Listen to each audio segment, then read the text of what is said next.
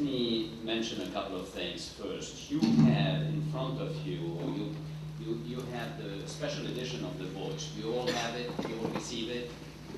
Yeah, wow, we have a full house. We have some empty seats here also. And did you all receive this booklet about the institutional accomplishments? Yes, if not, make sure before you leave you get it. I would like you to, first of all, let me start by thanking my colleague Steve Morrison and also the Senate Agenda Committee. I think the work has been really collaborative and terrific this year, especially in getting our provost to know about our culture and what we are doing and what needs to be done. So I want to thank you, Steve, for this positive and constructive relationship. Since you have that, and since we have many new faculty and staff in the room, let us all recognize the faculty, the new faculty and the new staff in the room, and I would like to ask them to stand and be recognized. Please do that. Don't be,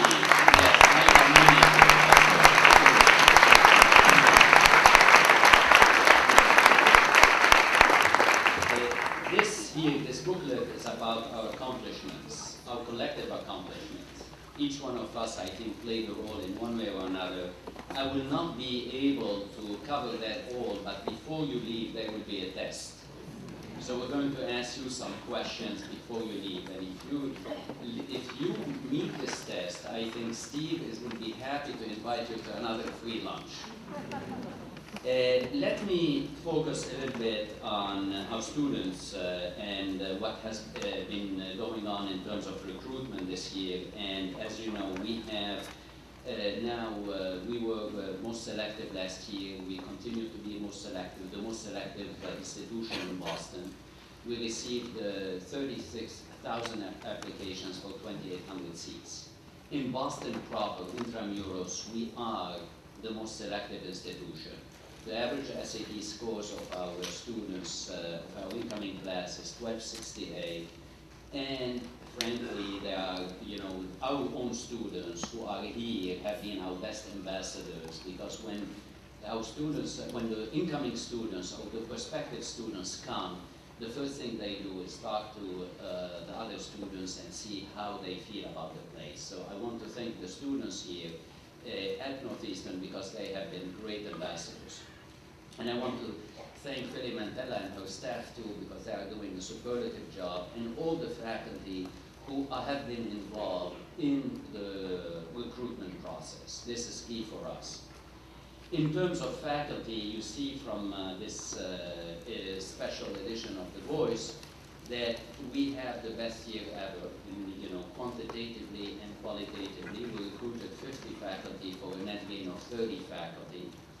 And I think this is quite an achievement for all of us, because it represents, once again, a lot of labor. And we competed with many other institutions, and this is not happening overnight. It's happening based on a lot of work, a lot of cultivation. But also, I think that what you are hearing from your colleagues, from the new colleagues, is what I'm hearing too, is that the attraction of the place has been the momentum of this great institution. In terms of research, once again, I'll take some nuggets here. You all heard about the Homeland Security Center. You all heard about the National Science, the National Information Agency. The NSA Center for Information Assurance, and most recently about Advance. Where is Sarah? Sarah is somewhere with her keys. Sarah? In the back. In the back, congratulations, and this is one of those transformative situations, and the provost is going to focus a lot on that, and is going to talk about it. But essentially, take those nuggets, and they represent what we are doing, and what we are doing very well with respect to fierce competition, whether it's students, whether it's faculty, whether it is research. And frankly, in terms of fundraising also, I want to congratulate us all, because we, in fact, increased our fundraising by 97%, almost doubled it. So that has been done with all of us being involved. And also, this is something that is new for us in terms of collective involvement that you see that is paying off. Now, I can spend an hour talking about last year and our accomplishments, but I think what is on your mind and what is on our mind is the current situation and the financial crisis. I sent a memo to our community trying to capture a little bit what we have been doing. Let me start by reiterating that we don't know on a short-term basis the full impact of what's going to happen. But one thing for sure is that financial aid is going to be an issue for us and for every institution in the country. So we have to double our efforts there. We have to increase the pie, we have to support the students and their families. But on a long-term basis, and this is why I want you really to engage in a kind of reflection with me and with all of us here. On a long-term basis, it may be time to think a little bit about the model in higher education and see how this model is being impacted. Let me start by saying that we have the best higher education system in the world. We are the envy of the world in this respect. So the question becomes, is this model going to be fully sustainable as it is?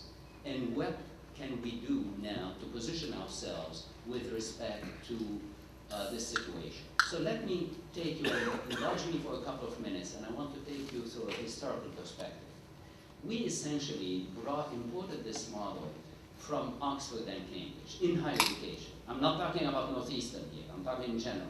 And this model has been a residential model that originally has been built for the aristocracy in England. It didn't spread, for instance, in continental Europe.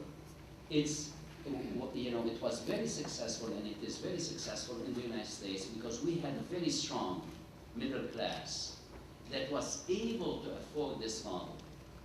Now you see that the middle class, in fact, is being challenged.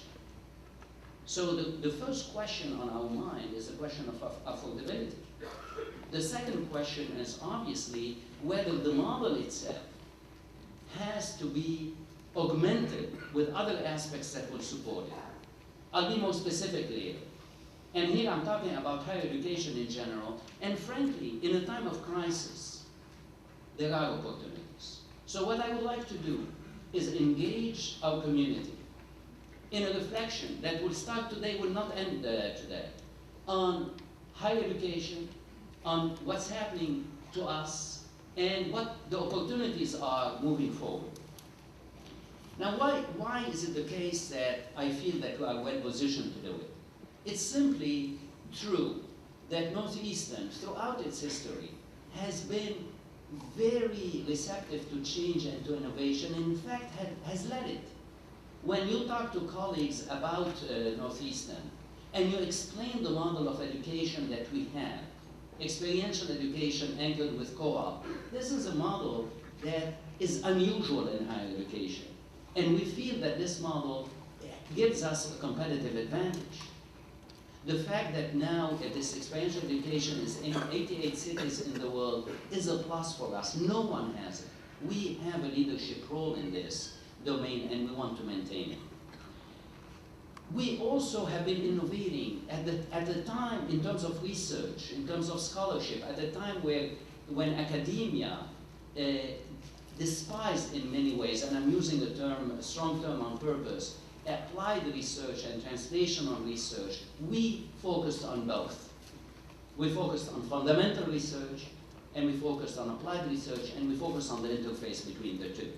Now it is becoming a situation that people accept. People are more and more talking about translational research in other universities, but you see, if you take those two aspects, those two fundamental aspects of what we do, you see that we have led the change and we have been innovators. So what I would like to do now is talk about the financial crisis and its implication on a short-term basis. Let me start by saying that we have two superb officers working with us here and for us at the university, working day and night, literally speaking. Jack McCarthy and Sam Solomon. Where is Jack? And is Sam here or is he working? is working on yours. It's working on, but they helped us dodge several bullets. And we are in a good position on a short-term basis with respect to our cash flow, with respect to the common fund, with respect to many things. And I really want to thank you for this magnificent work. In my message to the community, I talked about cost containment. Let me, on a short-term basis, let me come to that. Let me come back to that. I said that it's not going to be across the board. I said that, you know, we want to maintain our momentum and our core values and our leadership, which means that our goal out of this exercise of cost containment on a short-term basis will be to strengthen our core, which is experiential education, which is the leadership in research that also meets societal needs, the leadership that, and our commitment to diversity. It is not time now to retreat from our community engagement. It's time to redouble our efforts, and we have the Stony Brook Initiative, and this initiative is taking off. Many of you have been involved in it. It is not time to turn our back to our community. We have to do it, our community at large. And the Stony Brook Initiative is the conduit for that. And frankly, we made a commitment, for instance, for the environment. This is not a luxury, this is a necessity. And this is part of our core values. We want to keep it. And we want to emphasize that. So whatever we do on a short-term basis will have to strengthen our core. At the same time, now you're asking me, what about the long term? Well, let me tell you, every responsible institution, and you heard about other institutions, you heard about that some of them are, you know, starting, you know, layoffs, some others have declared a freeze, etc. We are not there. I want to reiterate, we are not there, but like every other responsible institution, we are looking at every changing situation and looking at its implications for us. So I promise you one thing, that you will hear it first, and it will not be a surprise. But today, as of today, we are not planning any of these drastic measures. We may be forced to it. I hope that we will not be forced to face this situation. And that requires a collective effort, ranging from the faculty, the deans, administrations, the Senate, every constituency, to look not only at our present, but to focus on our future. In a period of retrenchment, there are opportunities. In a period of retrenchment, there are opportunities for innovation. There are opportunities to really position ourselves as leaders in some domains. So what are these innovations? In a way, I would put them around three sorts, three entries. The first is a curricular innovation. When, you know, we more than ever have to look at our offerings and at the justifying what every move we do and justifying also our tuition. We have been innovators. Last year you heard about the program, the Galante Engineering Management program. As a matter of fact, Galante is here and he asked me to talk about his program. No, that's not true. Galante is here because he's also an executive in residence. But this is the kind of program that will really attract students, will continue to attract the students and make them also very distinctive with respect to other students, because we are telling them you are not here to only focus on one domain. You are here to really focus on many possibilities, and we want you to explore them. The issue of time to degree is essential for us.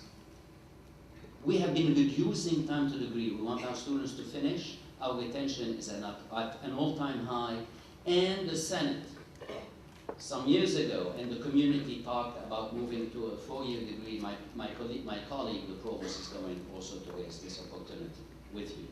This has to be done. This has to be done. We have to engage our community in a reflection on that. Professional masters are in demand. Some of you have been moving into a +1 program. And that has to continue. The Plus One program need not be only in the major that you started with. It can be in a different field. For instance, if you are studying, let's say, the humanities, and you want to move into another field, such as economics, or business, or psychology, or whatever, we should afford this possibility. And the field is wide open. I'm not here to tell you we should do it this way. I'm here to raise issues and then engage all our community in a discussion about the possibilities. But the possibilities are there. Lifelong learning is going to be a necessity. In a situation of retrenchment, you will see that we have an obligation towards society to retool and help other people retool. Which means, including the new GI Bill that, in fact, is going to help the veterans. We have to position ourselves to play a leadership role in this domain. Similarly, the global involvement. And the global involvement is at many levels. The first involves attracting, retaining more international students here. And they are helping our students when they go overseas to be ready for the world. They are helping our bottom line, let's be honest about it. But also that there are opportunities that we are exploring worldwide. So the first, and then I can keep going for a long time, but the first innovation that we have to keep in mind is the curricular innovation. It is time to rethink, it is time to suggest. The second innovation is about our research and our academic priorities. We talked about translational research. This is the general umbrella, which means that we are focusing, I don't want to hear that we are focusing on applied research. I don't want to hear that we are focusing on fundamental research. We are focusing on everything, on the spectrum. Now we have to bring it down to another level and look at our academic priorities. The provost is going to talk about that. The provost is going to engage the community at large. What is it that we do well? What is it that we should be doing? What are the academic foci that we need to really maintain and increase our leadership in? What are the domains, the emerging fields that we haven't talked about, that we should be involved with? How is it the case that our PhD programs are going to reflect our strength, ranging from the translational to the experiential? So the first innovation was a curricular innovation. The second innovation was what I call the research PhD graduate education innovation. The third is a management innovation.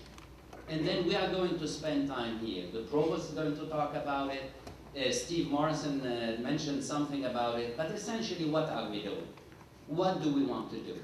The place has been centralized, too centralized. I said it last year, I said it the year before, and our goal is really to distribute the responsibility, the decision-making, and the ownership. And it starts in the schools, but it is not only at the faculty level, it's going to be at the staff level, it's going to be at every level we can conceive of.